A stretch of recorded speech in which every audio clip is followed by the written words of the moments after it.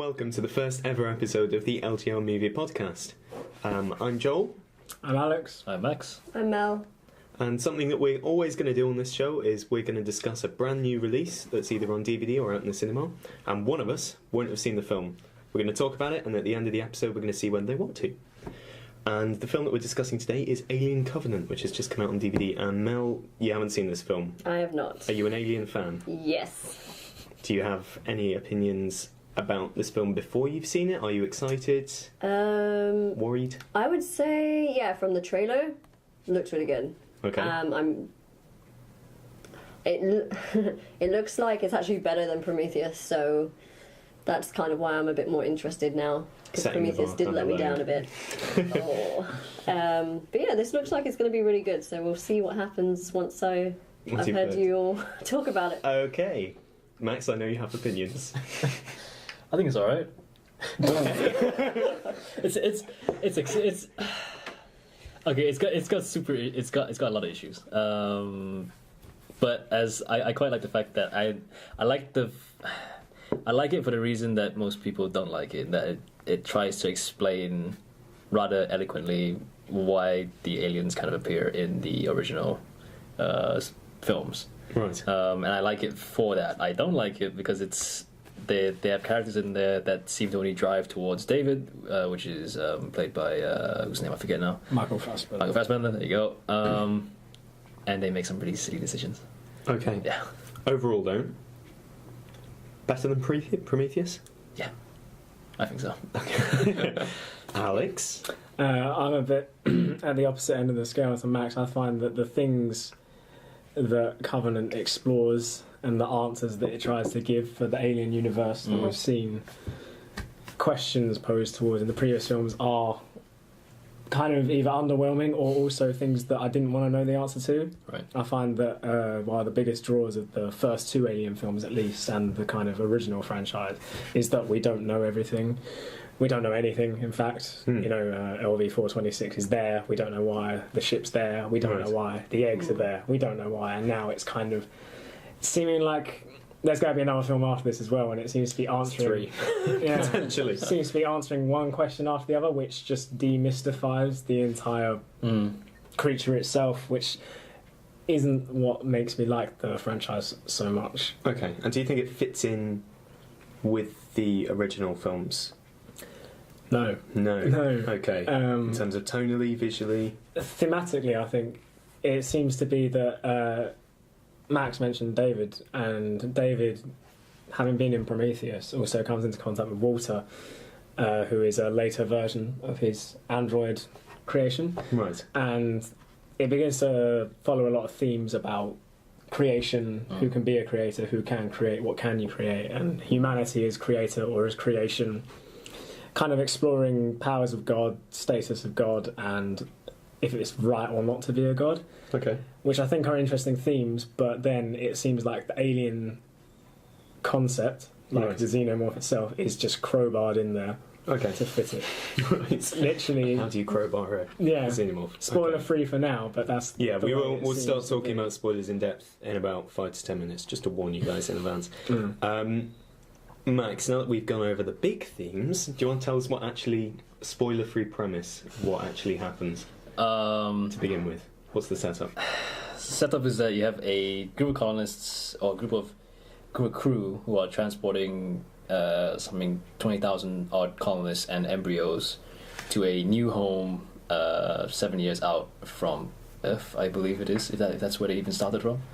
And they get hit by a solar flare, which throws them off course and rattles them slightly, the crew, for some reason. And they have to decide what they're going to do. And the solution comes via a message that they receive from a planet that's only a year away and doesn't require them to go into hypersleep or cryosleep or whatever it's called. Yeah, and that's the general premise. And I'm guessing it all goes absolutely fine. And everyone lives until the end. Here's a question: why take the detour? That's the a stupid idea. Yeah, they should not take a detour at all. So they take a detour. They do. They You choose- don't live happily They land ever on the after. planet and everything's fine, and it's a really short movie. Yeah, I mean, what literally, that is the thing, is the reason they take the detour as well, and this is only regarding early plot development. First 10 minutes. Yeah, the reason they take the detour is literally because in the solar flare incident, there's an accident in the cryo sleep, and Yes. so they don't want to go back into cryo sleep straight away. They want to give it a few days, basically, even though they have to do it. Yeah. You know, it's Turning it off and on again. yeah. Basically. So Right, they think, okay. we'll Always just works. pop down there for a while, but then hell breaks loose. Hell breaks loose. Right, okay. Comparisons to Prometheus, very briefly, we'll tie them up quite quickly. It looks beautiful, I have to say. It Alien does, Covenant yeah. is shot in a really beautiful way. They're in the same way that Prometheus was, but this time we've got washed out greens as well as washed out grey. Yay! Well, hey, but no, it is really beautifully shot. I'm not entirely sure where the shooting locations were, but it's quite a forested planet. Yeah, and There's that's lots of sweeping vistas. yeah. So that's something to think about as well. What ties in the theme of creation and whatnot is good for its own sake, but without the Right. alien is when it's not trying to be a horror film or not trying to be an alien film, you do see them traversing this place that seems untouched by human hands, and Right. then we get questions of without humans, what's beautiful, what's not. With humans, once soon as they come, what goes wrong, what remains intact. So basically, whenever the horror elements are removed or absent from a scene or two, You it's think when it's you better? get the most beautiful It's and the more most engaging. detailed compositions. Yeah, Okay. I feel. Have any thoughts on that? Well, I mean, in it, like There's a lot of big words being thrown With- around at the moment. with that, if you listen to I believe you listen to the kind of the ambient sound that happens while they're exploring. There's almost no sound to the forest and the surrounding areas. There's no animals.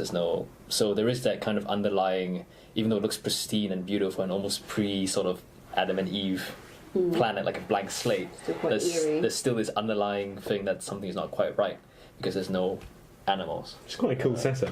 Yeah, Actually. it's great. But if you take away that the horror traits and what makes it a sci-fi, I don't understand how. Yeah. Is it still an alien movie? Yeah, how at is that it still an alien movie if there's few and far between? Yeah, Those moments. that's my point. Is that if it Right. wasn't an alien movie, those would be good setups for a theme about creation and discovery. It would be Okay. Interstellar, It would be basically. Right. So it's either a bad. People like that. So it's either a bad shot at something like Interstellar, which is a very cerebral, philosophical sci-fi. Right. Yeah. So, or it's a really bad alien film. Well, yeah, I guess it's a really bad alien film. It is. Okay. There you go. Yeah, I guess. It's All right. also Interesting. probably in the wrong order in the sense that they call it a prequel, which is fine, but they're giving you information that should come towards the end of a trilogy or a set of 4 or 5 films. Right. You're not gonna watch the prequels and then watch the Alien films. You're gonna watch the original Alien trilogy and then go back to the prequels.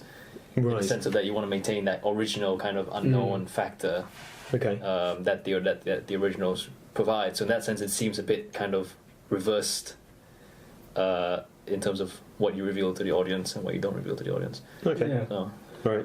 We're going to go into the spoilery section of our podcast now, just quickly, so you're aware, and start talking about the plot in detail. So, you've mentioned that there's some really stupid decisions that happen in this movie. Would you care to give some examples so that Mel knows to look out for them? So these are meant to be colonists. these are Well, they've got colonists on board, but the These- crew are meant to Right, be yeah. So these are meant to be professional crew. professional yeah. crew. They're not people who are going Intrepid to space colonize. heroes. They're not. Michael. They have rank, they have Right. rank, they have expertise, they know how to fly a huge space So station this is full still of a thousands. mission. Yeah. There's still people technically employed. it's a 7-year mission. Yeah, Right. So these are people who you think would be good in a crisis. you would Is hope, that the point that you're which coming they around which to? they don't, which they aren't. More accurately. Okay. This isn't turning out to be a Well, great movie by the sounds of it. No. it. Okay. I mean, if you assume that you're going to send people to Mars, you would want them to be the best. You want to go through training NASA level training and spend 6 months in isolation and stuff like that in the desert, and you hope that they're not going to freak out once they get to a place where they don't have the luxury of freaking out. I'm not sure I follow you on that. Well, the point being that in terms of narrative in the film, have Human and Wayland Corporation got to a point where they are sending just the average Joe because that's all it takes now? You don't need special qualifications to fly a spaceship. The same reason you don't need special qualifications to drive a car. Have they got to that point in human evolution that it's just everyday scenarios? They're essentially just truck drivers, right? In the same way that the Nostromo crew were basically just like they're normal people for the sake of the narrative. They're not what we would assume to be like the best Earth has to offer. That's just putting it in that scenario. You could think of it that way, or you just think, well, it's completely incompetent. Did you ever find that the actions that the crew were taking were actually like dragging you out of the film experience? Were you still engaged while you were watching it, or did you find to the point that you're yelling at the screen? Probably, yeah. Right. Okay, but were you yelling at them because you wanted them to survive, or just because they were being a bit thick? I was yelling at them like, "Why are you doing this? Stop looking the egg." It's going four around films we've had already. It's going obvious. around prodding mushrooms and like taking a leak in the forest that you know nothing about. Okay. Doesn't seem logical. The thing is, he doesn't take a leak. He says, "I'm going for a leak," and he has a cigarette. He goes. Yeah, That's continuity, man. That's That's true. not okay. Spoiler: he doesn't go for a wee. These are the important spoilery questions that we had to give a spoiler break about. So there's a lot of decisions that don't make a lot of sense. In it. Yeah. And on a broader writing level, David, the character of David, who is now like the architect, the robot god. The robot god, yeah. Do we think that was a good call? Do we think that his character is strong enough to withstand that? Does he carry it off? I don't know. I mean, I think it works. I know you haven't seen it, but I think Fassbender works. I think Fassbender does a really good job. Playing David and Walter. Right. He's playing himself. Well, playing against himself. Yeah, playing against himself. He's playing two characters essentially. Yeah, and the things that he does have a great amount of gravitas. You know, he starts quoting Shelley and Ozymandias and stuff like that, and and then it does give it that scope of we're going back to the greatest of creators we could ever have, and he kind of envisions himself as one of them. It's a very literate film, isn't it? The stuff that it's referencing. Yeah, rather than an alien film.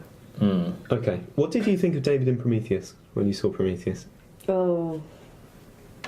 I did. Forcing you to remember to be Prometheus. honest, it's kind of putting me in a horrible position. No, I did. I mean, to be honest, I didn't really like anything about that film. Sorry. Any redeeming thing about it at all? Not really. No, I can't. Nothing that comes to mind. Okay. Because I guess because I would review it so badly that I can't remember anything that I enjoyed, even like visuals. From a visual standpoint, I can't think of anything specific. I mean, it's quite nice that when you're watching David Fassbender in Prometheus, you only kind of perceive him as a quirky kind of android. Yeah. You don't think he has this megalomaniac until he starts like injecting. Right. Because that just felt sort of strange and out of the blue. Yeah. In Prometheus, I guess in Covenant they do slightly explain his reasoning for that. When it's revealed, you initially think that. Well, I initially thought that it was Wayland himself who was instructing David to do it, because he has these conversations with Wayland. Right. So there is that flashback at the beginning of the film. While he's also on the ship. While he's asleep, while Wayland's asleep, you see David standing over a casket, which is a cryosleep pod, and you don't see who's in the pod, but he's having a discussion with somebody, you don't know who, and that kind of quirky character only gets revealed to be a megalomaniac in a Covenant. Right. And then you look back at Prometheus and think, we can see how he was kind of leading up to that already in Prometheus. Okay. So I thought that was quite nice. Right. I will say, something that I did quite like about the story of Covenant is that it is playing a lot of quite old-fashioned gothic horror tropes. So it's a bunch of unlikely people in an impossible situation, and they get rescued by this mysterious figure and taken back, not quite to his castle, but to his home. Yeah. And his motives are a little bit sketchy, and there's something a bit sort of mysterious going on. And there's a section in the middle of the film where they're trying to work out what David's motives are, which I quite liked. Yeah, I mean, you kind of sit there and, you follow David, and he puts on a facade of like grieving for Elizabeth Shaw from Prometheus, yeah. you mean replace his character? Yeah, which isn't false per se. He grieves for her death, but he still perceives her death as being necessary, right? To like him creating this ultimate species, which is, so human life is sort of dispensable to him a little bit. Yeah, for the sake of what he thinks is logic, right? I guess. So does it explain why he wanted to create these creatures, or? It kind of infers it in the sense that the opening scene of the film is David waking up to Wayland himself, and Wayland tells him, "I've created you," and he says, and David says, "Who created you?" And he says, "That's something we don't know." And he says, "Can I ever create?" And he says, "No, because you are my creation." So then, from the moment of his birth, quote, unquote, he's being belittled for his lack of humanity, I guess, and his lack of creative ability. So that's kind of what's driving him through it, and what drives his hate for humans, because his first interaction with a human is this kind of vain conglomerate owner who only wishes to find out more about human history. And that's why Robot God needs to satisfy himself by creating these creatures, which now takes away to prove all himself. that mystery of where the aliens came from, to prove that he and can upsetting create. us. Yeah, there's some stuff about sterility, I think, going on there, isn't there? So obviously, as an artificial person, it's all very thinky. You can it's read one into of those it as ones much you as you like. Yeah, I mean, you can read as. I think it encourages you to read into it. Do you think it rewards reading into it? Because obviously we've spoken for nearly half an hour about it now, so there is clearly enough to. I mean, does it stand up to scrutiny? I'm not as I try not to be as critical, because personally I quite like I love sci-fi horror and just sci-fi in general, and I like that it tried again what we've spoken about trying to tie these small little bits together, right? Both between Prometheus and Covenant and the two to the original trilogy or the original films, and I feel like it works to a certain degree, but it's let down by just silly decisions that the characters make. And those kind of pull you out. And I feel like you could probably get rid of quite a few of those characters and just have it focused around David, which is essentially what Prometheus and Covenant are. It's focused on David and focused on Fassbender. Right. So. I mean, I will say as well, there are some really good performances. Fassbender is one of them. I don't think they're given a lot to work with. No. If I'm honest, in terms of character, lots of the colonists are by necessity quite thinly sketched. You said previously that you could remember that one of them had a hat. Yeah, that's that was it. They blurred together a little bit. Another comparison is that, from having Ripley, who is completely, who is an established main character amongst a small group of main characters in the first film, we've gone from that to literally some characters who I can't remember their names. I can't remember anything about them. And then there's a couple who you remember because literally one of them's got a hat and the other one's an idiot. And the other one I remember, Billy Craddock's character, Oram, who's meant to be the captain of this ship. The things that he witnesses, and then it's like that kind of really stereotypical don't go in there horror moment, but painfully so. With what he sees, and then with what he still does completely out of naivety is just... That was a scream at the moment, a scream at the screen kind of moment. I found that I cared about some of them though. I wanted them to survive. I wanted the ending Daniels bummed me out a little bit. Yeah, I was sympathetic for the main character. Daniels, Catherine Waterston is just a fantastic actress. And even though she is playing, again, it's an alien movie, so you've got to have a tough, skinny lady with short hair. Androgynous as well, and that, because we're making a point. But she was good, and the ending, which is kind of it's sort of a last minute sting that the person in charge of the ship isn't the person you think is in charge of the ship, and it's going to end badly. Okay. Presumably in the next film, but In theory. Yeah. But yeah, I mean, in terms of reception of this one, it's been fairly balanced, I felt, kind of between people saying pretty much what we're saying, that it looks beautiful, but the characters are very thinly sketched. There's some really odd decisions going on that feel contrived to push people towards David, who's being held up as this kind of the main character behind it all after all this time. But the other thing that bugged me a little bit was, as a prequel, obviously it doesn't end where Alien starts. There's still a lot of ground left to cover. So from what I do know, there's meant to be, the Covenant is 18 years prior to Alien. Oh right, okay. So we are catching up. So we are catching up. We're getting but there. you know, you could even say, oh, does that mean in Alien that these aliens are basically teenage monsters? Stroppy teens. Yeah, which is basically just an insult to Alien. Well, the growth is sort of accelerated significantly. Yeah. I'm still wondering where they get all the eggs from. But Genuinely, I don't there's want no. to know, though. That's But yeah, I don't know. But I know what you mean. Yeah. Do they say what planet they're going to? Origai Okay. No, 6. No. It definitely begins with Oregano? It's Ogire they're not Ogire. going. They're not going to Alien. They're not going to the planet that's in Alien. Right. No, they're going to a planet that's been registered as being able to sustain human life. right. Okay. And now they're going there with But they don't. Bunch of aliens. With aliens. Yeah. basically. They don't Yeah. explicitly That's say left. what planet that is.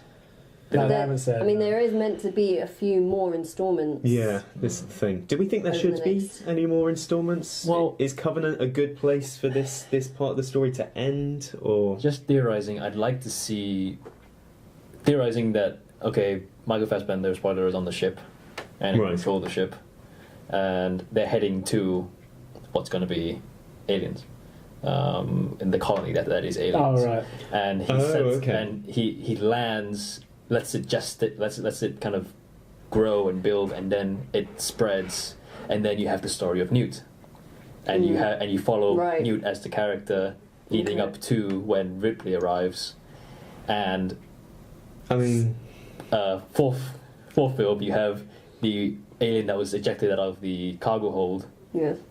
gets onto the Nostromo. Or like somewhere along, I can't remember how the alien gets to Nostromo in the first I think place. you mean this sort of... unfortunately, you're sort of Okay. stuck with the pre-existing films. Yeah. Because in order for both Alien and Aliens to happen, Yeah. we still need an I'm just- engineer ship full of alien Yeah. eggs to crash an Yeah. LV-426. And it's not the And it aliens hasn't that happened we yet. see. Okay, I can't quite remember what happens exactly. So but, in the first Alien, that ship's already there. They So land. Oh, The second really, Alien, all they okay, need okay. to connect it is It's just this one Covenant ship. stuff. in which case, just and- ignore everything I just said. Yeah. It's all We'll irrelevant. edit it out. But It's it fine. seems like all they need now to connect them is basically this spaceship full of the eggs crashing on that planet, and then And you're done. Yeah, just leave good. it Let's for get a 18 years, 10-minute go filler, home. shall we, Ridley? I'd like to just see a story about Newt. Yeah. That's all I I would like to see. I something have to say about something. Newt. Yeah, I don't know whether you guys have felt this as well, but the problem with the Alien films is that every single one has had to be different from the one that preceded it. There's really been very little sense of continuity across the series. Well, you could very easily Right. do a Super 8 it style, like with kids on, and Newt loses all her friends and her Right. family, and yeah. Yeah, That's I all. guess. I mean, my main issue has just been that there's no, the setting always changes to an extent. The genre always changes. So the Right. first Aliens are horror film, the second Aliens is a war film, the third is some sort of macho prison drama, Yeah, and now okay. we're all the way up to Frankenstein's castle, I but see with what a you robot. mean, yeah. So That makes sense. there does seem to be very little. Yeah. If you had to pick one that you felt summed up the tone of Aliens, any of the films, which one would it be? The original, probably. Yeah. It'd have to be the original. Yeah, the original for Yeah. me as well. Because even Aliens, what it does differently, it's still trying to show people Aliens. I've told them that it's the war film version, Yeah. like you say, but the first hour or so of Aliens is still very much in just the sci-fi horror kind of realm, in the sense that you don't get to see the all-out action or anything like that, and it is a very well constructed, isolated Yes. journey Yeah. through a colony which is completely ransacked and ruined by Right. whatever it is, because you don't even know for sure. Well, I guess you've got the mystery there again as well. Yeah, It's, that's what I you mean. don't need to see what wrecked up this place. Yeah, Mm. Yeah. You and can that comes from the original, I think, as well. Right. Mm. Which is your favourite, just out of curiosity? Yeah, Most Alien, yeah. favourite and least favourite? Do you I wanna think go it might be. Alien is definitely, Yeah. you know, Least. Aliens being obviously close second, but Agree yeah, to Alien disagree. the original. So Yeah, I'm fine with all doing except for Resurrection. That's Fair. Yeah, I Valid. will say actually, yeah, Resurrection is probably the worst. Still, so for all of the shit that we're putting on All Prometheus, the shit yeah, we're paying- that's what I I'm think we're all saying. just going to ignore Prometheus for the rest of our lives. right?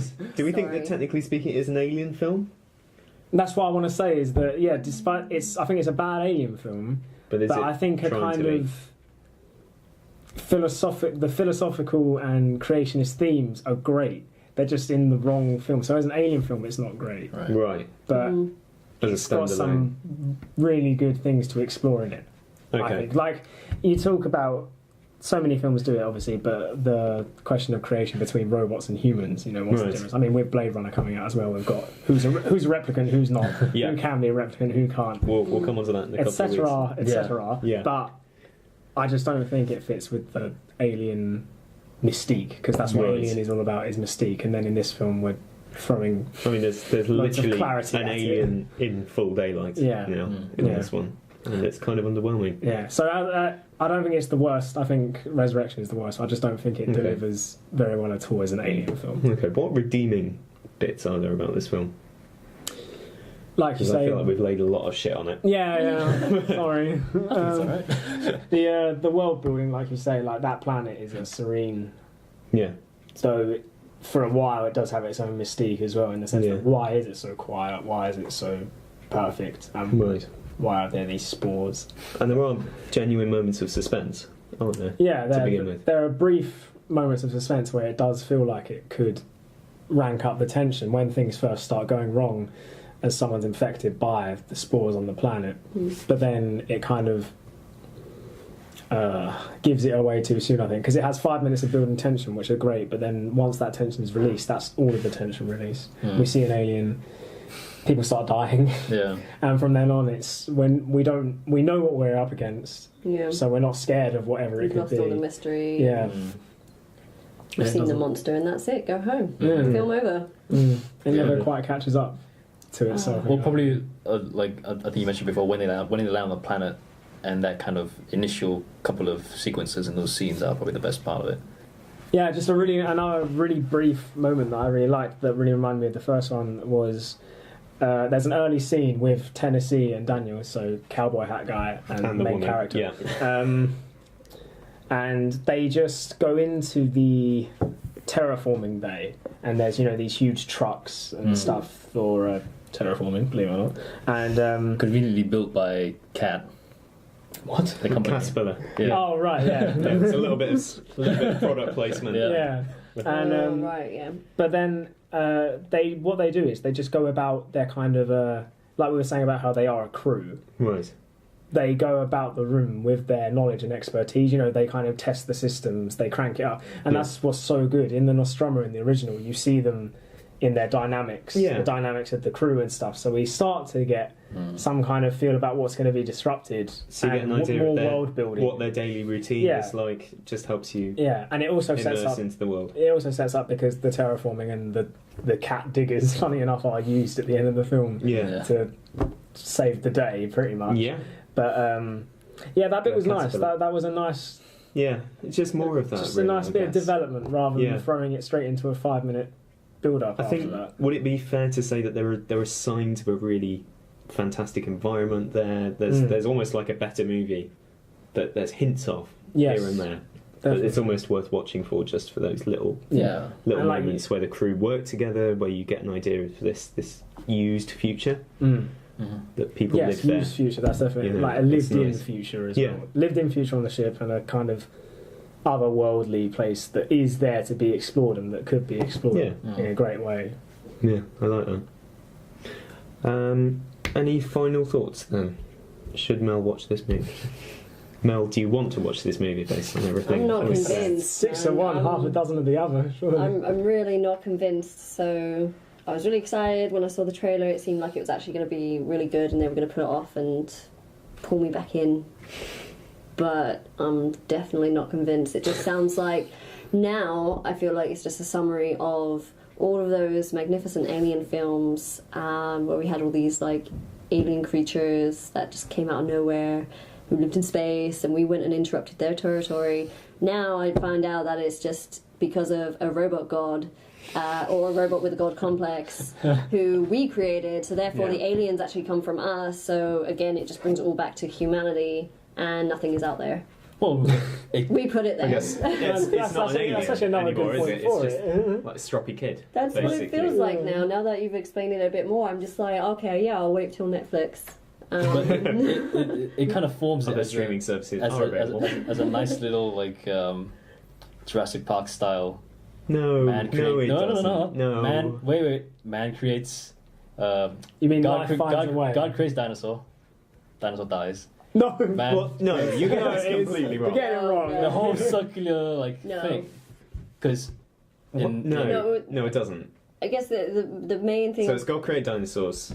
Man kills dinosaurs. Yeah. No, Man it's takes God. over the God world. God kills them. Man God doesn't kills kill them. them. Man Women doesn't take kill over. dinosaurs. The important part is it ends up with women take over the world. But it's literally human. The engineers created man. Yes. Or humanity. Humanity creates Androids. androids. Androids create aliens. Aliens kill man. and you go in an entire Yeah. circle. But again, coming back to the idea that there is nothing else out there. No. Thank you, Mr. Scott, for telling me that all of those aliens that I was super excited and terrified of is out there and they're watching us.